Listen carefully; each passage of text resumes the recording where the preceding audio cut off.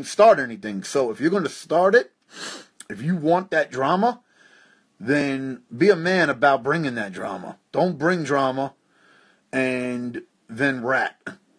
That's a little bit weird to me. I don't really understand that logic. You know what I mean? So it is what it is. And I never bring drama to people. You know what I mean? I finish drama. Like, basically, I do what I do in life. I walk my path. And I come across people. And people sometimes don't like the way I rock. And they want to test me. So my whole thing is,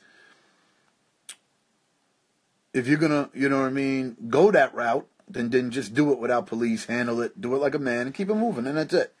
There ain't no reason for fucking police and dealing with them, because it really, it ruins opportunities, and it puts you into a realm where, you know, you can't move on with your life from that moment. Let people move on, man. You know what I mean? Have your brawl and move the fuck on that night and go back to what you're doing. All right, so anyway, let me answer a couple more questions before I get the fuck off here. I'm actually going to go from here right to fucking Facebook Live. But let me see what y'all talking about. Well, people want to see downfall. I mean, you got to figure, if somebody loses, you know, it takes a real man to lose a fight and walk away from him and be a man about it. It's kind of interesting, you know, no disrespect to MC Shan, you know what I mean? But KRS was talking about how MC Shan still talks about the battle, you know what I mean? For y'all that don't know, probably the most legendary hip-hop battle, besides Jay-Z and Ether and Nas, well, there wouldn't even be that battle if it wasn't for MC Shan against krs-one. And krs-one basically won that battle by dropping "The bridge is over, the bridge is over, bitty bye bye, the bridge is over, the bridge is over." Dun dun dun dun dun dun dun dun dun dun dun. Look it up if you want to hear the most legendary MC battle diss ever fucking done. KRS-one, baby, and KRS threw PM Dawn off the fucking stage. See, we tend to forget how legendary people are because time goes by. And we tend to forget who was the dudes that did the first shit ever. I think KRS is probably the first dude to publicly go up on and throw somebody off the stage. Do you know what I'm saying? Like, literally fucking, like, throw this dude off the fucking stage. I mean, you know what I mean? So, like, it's very legendary, bro. So, no, I don't like pineapple on pizza. Funny ass question, though. I ain't gonna front. I'm about pepperoni, which ain't healthy either. I'm a pepperoni fucking pizza fiend. So basically what I was saying is, MC Shan can't let go of that battle. He's still, 30 years later, talking shit about KRS. But what they were talking about in the interview was MC Shan should learn from the battle, the loss he took, and keep it moving. You know what I mean? Don't be bitter about a loss you took. You understand what I'm saying? Take your loss, the way a fighter or a boxer or MMA person loses, and move on, man. You know, so, same thing with drama, bro. If you lose in a fight in the street, you don't have to rat on the person. You don't have to press charges on the person. I do understand it's a little degrading if you get your ass kicked in your own city, which I've done to people many times, fucked you up in your own city, but you know, listen, man, you're stepping up. If you're stepping up for drama and you get fucked up, just walk away from it if you lost, bro. And that's it. Keep it moving. That's where I'm coming from, bro. Be a fucking man, yo. Don't be a bitch. So, yeah, back to more questions, brother. Yeah, the beard's a little wild. You know what I mean? It's a little crazy right now. But, you know, it is what it is. Shout out. What up, Scrubbert? Scrubbert? That's a funny-ass name, bro. What up, California? You know California has my heart. I never did the beef thing on wax for a reason. I probably should have. It might have made me more legendary than I am. I think I'm a legend. I mean, I'm not saying I walk around saying, yo, I'm a legend, man. That's corny. People should call you a legend. But I've reached that legendary status. But I always felt like I didn't want to have to battle you and have to write about another man. You know what I mean? I felt like a lot of dudes, let's keep it real, the majority of dudes that battle weren't as popular as Necro in 2018. You have your certain battles that were legendary, but that might be how many? 50? You know what I mean? Kumo D, you know, krs-one, Nas, you know, Super Nat and fucking Craig G. You got the certain legendary battles, but, you know, obviously, you know, Cannabis and Disaster, there's a lot of battles, and I'm not talking about the battle community now, so don't get it twisted and think I'm addressing battling, the art. I'm talking about the record, hip-hop battles on record, you know what I mean? Like Nas and Ether, that. A lot of people that had those battles, it wasn't successful. You know what I mean? They're not really talked about. So I never wanted to make my career revolve around fucking battling, but I did have issues with Craig G at one point, and I went up to Stretch and Barbito, legendary radio show, and you know, and I went at him, you know, and whatever, it is what it is, but I've never really been a battling rapper because I knew where my strengths were. I didn't want to put all my strength into that form. A lot of y'all people don't know. I'm going to tell you a crazy story now. I'm going to give you a story that you don't know. In 1994, I entered myself into the DMC battle. Let me explain how I got entered into the DMC battle. I'm going to tell you some wild shit now. This is going to take a second. I'm going to tell you a story right now. All right. The DMC battle was the battle for people to be battle rappers at the time. It's 1994, and DJ Riz, okay, shout out to DJ Riz, takes me to Clark Kent's house in Brooklyn, in the middle of Bed-Stuy. For all of y'all that don't know who Clark Kent is the dude that put Biggie on, basically. He was like, I guess, manager? You know what I mean? Or he's the one that introduced Biggie to a lot of people. So I go to Clark Kent's house.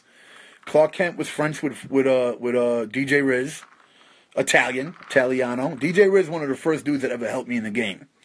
So if you see DJ Riz on Instagram, follow him. He's a good brother, and he's one of the first. He put me on the first radio station that I ever did that got me fans immediately in Long Island. My first fans, like from, you know, like that didn't know me, were probably Long Island fans because they heard me from the radio station. So I made this beat. I rapped over this beat at Riz's house with me rapping, and DJ Clark was impressed. DJ Clark Kent was impressed, and he put me on the DMC battle. You know, that's what it took for me to get on the DMC battle. So I get on the battle. And just to give you an idea of the people that were in the house, the judges for the DMC battle in 94 was PMD from EPMD and Bobito Garcia from Stretch Armstrong and Bobito. And there was a couple of other people. And also in the event, if I'm correct, Be Real was there. Be Real was there. When he had the afro. Fat Joe was there. Stretch Armstrong was there. Craig Mack, rest in peace, was there. And I was the only white boy. Okay? All the battlers were black dudes. I'm the only white boy battling that day. And I was assigned to battle some dude. Actually, the dude that I battled, I almost got into a brawl with him. Because earlier during the day, during sound check, when you walked in, I guess we had to come early or whatever to check in. This dude was an LA gang dude, okay? Because I don't remember what colors he was wearing, and we were walking past each other. And if you understand hood street shit, in the street, people grill each other. You look at each other. What you looking at, son? It's kind of like two wolves looking at each other, or dogs. It's that shit. So I remember he tried to bump me. And I didn't walk out of the way. We were walking past each other, and one of us would have needed to walk out of the way. You understand? Not to bump the other. And we bumped into each other. I wasn't moving out the way, and he wasn't moving out the way. And boom, we hit each other with the shoulders. I was like 16. I wasn't having it, though. I was the type at 16 or whatever that I would get into brawls with dudes older than me. You know what I mean? Like, I didn't give a shit. I already had the mentality of, I don't give a fuck how old you are, or whatever. Because all I did was fight dudes in the street and in the projects. Every dude I fought in the projects was older than me. That's how it was in the projects. It was kind of shady because dudes that were older would try to play you. You know what I mean? Because they were stronger than you. So when you're 12, dudes that are 16 are trying to sun you. But anyway, me and this dude, the dude that I ended up battling at the DMC battle in 94, was the dude that I bumped into, and he bumped into me. And he turned around. Check this story out. He turned around, and I turned around. Okay? And he's like, yo, what you doing, man? Or whatever. You know what I mean? He addressed why I bumped him. I was like, you bumped me. Where the fuck you walking, Jay? And check this. This is crazy. This is a true story. We would have got it on. Now, I just want to keep it real with you, okay? This dude was older than me. Guaranteed dude was 4 or 5 years older than me. Probably might have been able to fuck me up. There's a chance he might have been able to fuck me up. Be Real from Cypress Hill walks in the middle of me and this dude. And I swear to fucking God, Be Real quotes Rodney King and says, can't we all just get along? True fucking story. Be Real, I have to repeat it, said to me and this dude, can't we all just get along? And he was rocking a huge afro. Now, I respected Be Real. I was a huge Cypress Hill fan. So there was no way I was going to go against Be Real, like, you know, and be like, nah, fuck that. Nah, so I was just like, and I'm not going to lie to you, I was probably a little bit happy that Be Real squashed the shit, you know what I mean? Because I probably might have got fucked up. Here was my mentality at that time. It didn't matter if I would have got fucked up, as long as I didn't get played, as long as you didn't play me out. You know what I'm saying? You understand what I'm saying? You wasn't going to make a son out of me. I was not going to move out of the way. That dude knew he was walking towards me. I knew we were both being scumbags, basically. You know what I mean? But long story short, whatever. I actually had a talk with Be Real, and we were supposed to do something, but it never happened. But I'm not going to get into that. We're going to keep into this story. So, I'm wearing a Charles Manson shirt to wear on stage at this battle. The Creepy Crawl Charles Manson shirt. The white shirt with Charles Manson's grill. Rest in peace, Charles Manson. With the Creepy Crawl spiders all over the shirt. And PMD comes up to me and is like, yo, you need to take that shirt off, yo. Here's a DMC shirt. It was like a black shirt that was representing the DMC battle. He's like, it's better if you do that, bro. It's not going to go over well for you if you walk out with a Manson shirt. Okay? So, I changed the shirt, and then I'm sitting there, and in my mind, I was already standing out because I was white. But I'm thinking, this dude, PMD, he just made me regular.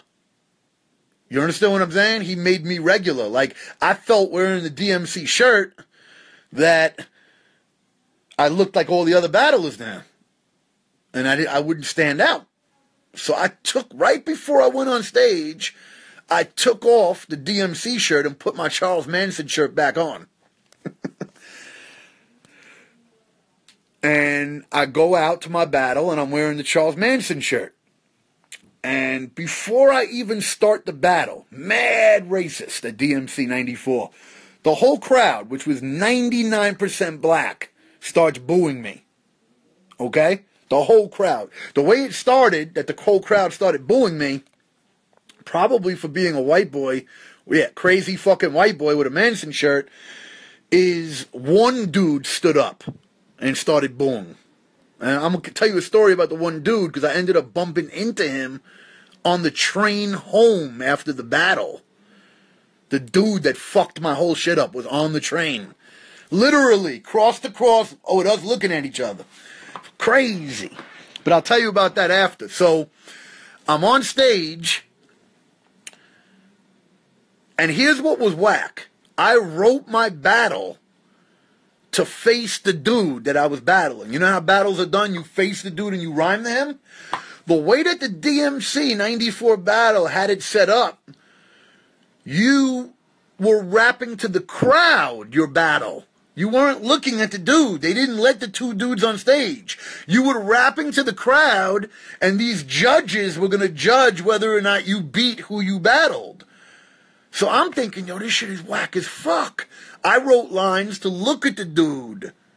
My first line, I don't remember it. My first line of the battle, I said something like, I'll shoot you in your foot, you stuttering prick. I literally referenced Goodfellas and Joe Pesci. I was like, da da da da da, I don't remember the first line, I'll shoot you in your foot, you stuttering prick. And, you know, it was flavor. It would have been a good rhyme, bro. It would have been a good rhyme, you know, a good battle. So, anyway, remember, now I'm not battling dude, I'm rapping my rhyme to the stage, to the show. And this is the whole industry. Craig Mack, Fat Joe, Stretch Armstrong. You know what I mean? But I can't even mention the amount of legends, okay? And I'm getting booed. So the whole time I'm doing my rhyme, I'm rapping my rap, I'm holding my dick in my true fucking story, bro. I'm holding my dick to the crowd, telling the whole crowd, suck my dick, as I'm rapping. And only 2 people in the whole fucking crowd did not boo me. 2 people. You want to know who the 2 people that didn't boo me? They were actually showing me love in the front row. Fat Joe, salute, legendary Fat Joe, the gangster, was not booing me, was showing me love. He was loving what I was doing, telling the whole crowd, fuck you, the whole crowd. And Stretch Armstrong. Stretch Armstrong and Fat Joe. So, yeah, it was crazy, man. So check this out. I go off stage, right? And I'm walking off stage and I'm fucking bored, depressed now. I'm like, damn, all that work for this DMC battle. They booed me, mad racist crowd. And crazy enough, as I'm going off the stage, Craig Mack is standing there, actually. I don't know if Craig Mack booed me or not. You know what I'm saying? But I know Craig Mack was there, and I saw him. He was against the wall. And the dude that I battled, check this out, runs up on me. And he was like, yo, you did your thing, kid. He was like, you did your thing, kid. He goes, you know what that was about. Don't sweat that shit, kid. Gave me props. Dude gave me props and basically told me, without saying it, you know that they fronted on you because you white. Don't sweat that shit, kid. I don't know who the dude was. He was some gang dude. You know what I mean? Straight up like some L.A. hard rock. You know, probably a Crip or a Blood. And, because I know he was wearing a rag. You know what I'm saying? And, he showed me love, the dude. He ran up on me and fucking made it clear to me to let me know that you know, you did your thing, kid. You know what I mean? Don't let that crowd, don't sweat that. Because I felt like shit. You know what I mean? I ain't even going to lie to you. I felt whack. And that was it. You know what I mean? And, okay, so here's the moral of the story.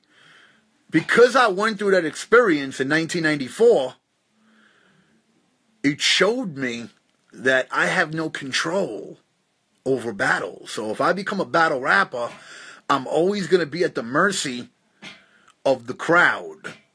For example, when Iron Solomon battled Murder Mook, there was no way that Iron Solomon, being a white Jew, could win. Because the crowd was not going to let a white boy win. And it was an all-black crowd with Busta Rhymes and Puff Daddy and all these dudes are down with Murder Mook. So that just showed me there was no way I was going to ever fucking be able to pursue battling and have wins as a rapper. Especially, notice a couple of things in that. I was asked to change my shirt. I couldn't rock the Manson shit. I was booed for being white. And they weren't even battling correctly back then, where dudes was looking at each other. So that taught me that don't chase the crowd. Don't chase the crowd, and don't chase the industry, because they're not going to give me love. It didn't work out for Necro the way it worked out for Eminem. The way Eminem battled at a Scribble Jam and, you know, got props. And I ain't going to lie, man, Eminem killed it. Eminem definitely came better probably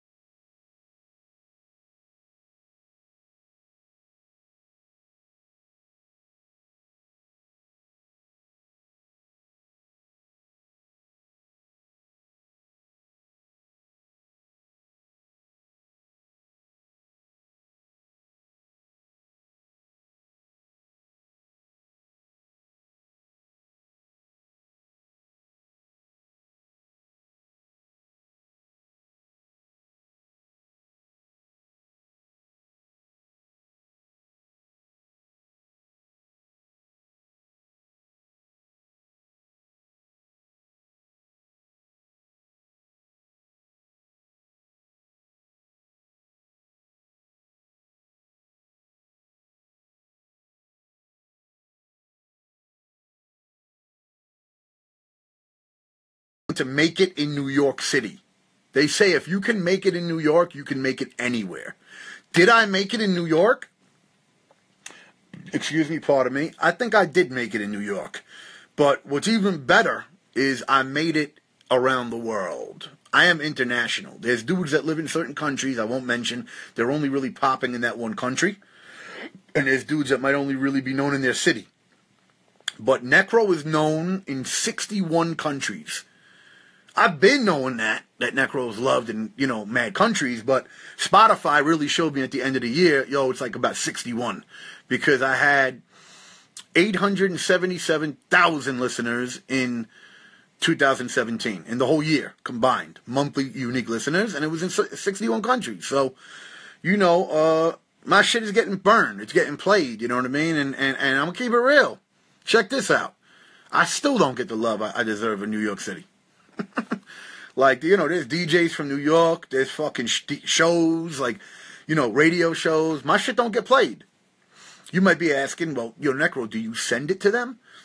I'm going to keep it 100 with you, yo. I sent Stories of the Almost Dead. I sent Gluteus Maximus. I sent Take Hip Hop Back. Bro, the only dude that rocked my shit that's a New York DJ recently was DJ Riz, who I know, who's a white boy from 20 years. I can't call it, yo. You know what I mean? But you want to know what's funny, though? Here's why it don't matter. This is to just let you know that I ain't bitter or anything. I don't care at this point. This is why it doesn't matter. Because radio's irrelevant now. I mean, they doing their thing, but their power isn't the same it used to be. The power now is, number one, everyone can release their shit. Everyone's shit can be online on Spotify. The thing that separates you from another man or another rapper or musician is whether anybody is gonna listen to you. Does anybody care that your shit's there? How would somebody care? They would listen to it. It's not about them buying your CD now and you even figuring out a way to get them to buy the CD. Now it's like, how am I going to get someone to go on Apple Music, go to YouTube and watch my video, or listen to me on Spotify? So if your numbers are fucking whack on Spotify, YouTube, and Apple Music, and Google Play, you are not popping right now. You understand what I'm saying? You are not popping right now in 2018. Keeping it 100 with you. You fucking up right now. I don't give a fuck if you got a great video on YouTube with a lot of views, because I'm going to keep it real with you. YouTube is the worst fucking payer of any fucking platform. They pay the worst. So if your shit's popping on YouTube, that's great, but you ain't going to make no fucking money anyway. Unless you're doing like fucking Logan Paul shit, which I do respect. And I do think that people getting mad about the suicide shit was some bullshit. Because really, who gives a fuck? I know Necro fans wouldn't give a shit about some fucking film in a suicide with some dumb motherfuckers that killed themselves. And trust me, respect to suicide, because I understand a lot of people have suicidal thoughts. I've never really had them. A couple of times I might have thought, what would it be like if I just fucking stopped dealing with all this work?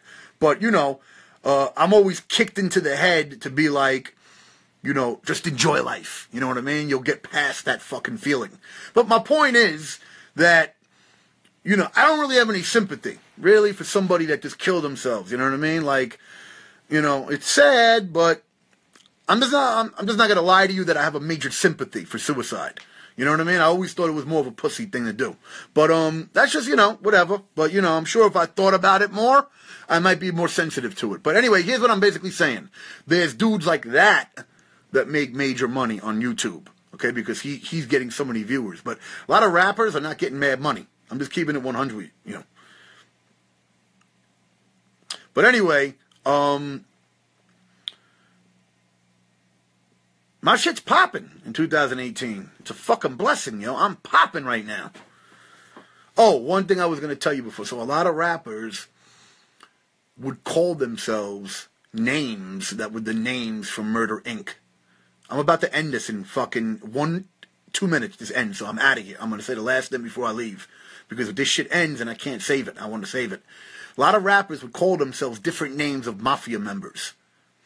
So my mentality is, how are you going to sweat Jewish and Italian dudes that did gangster shit and then disrespect an Italian rapper or a Jewish rapper or a Latino rapper and act like they not official? You're on the dick of my culture. The gangsters from my culture. You're not gangster like they were. You might be a dude in the hood that got it in, but you ain't no fucking John Gotti. If you John Gotti, you're going to be locked 23 hours a day for the rest of your life. You're not John Gotti. So what makes you any realer than me? Jay, I'm from Brooklyn, New York. But the mentality, sadly, in New York City hip-hop and the industry and a lot of the rappers think that they more real than you if you're not what they are. And that's racism, bottom fucking line. So how do I end this? Necro's been dealing with racism for years in hip-hop. It is what the fuck it is. I actually made it. Even with dealing with straight-up racism in New York City, I still got my shit popping, and I'm popping right now. And much respect to all of y'all. Have a great fucking night on this Thursday. I'm going on Facebook Live now, because there's just too many platforms where I got fans. I need to fuck with all of y'all. Much respect. Salute. Love y'all.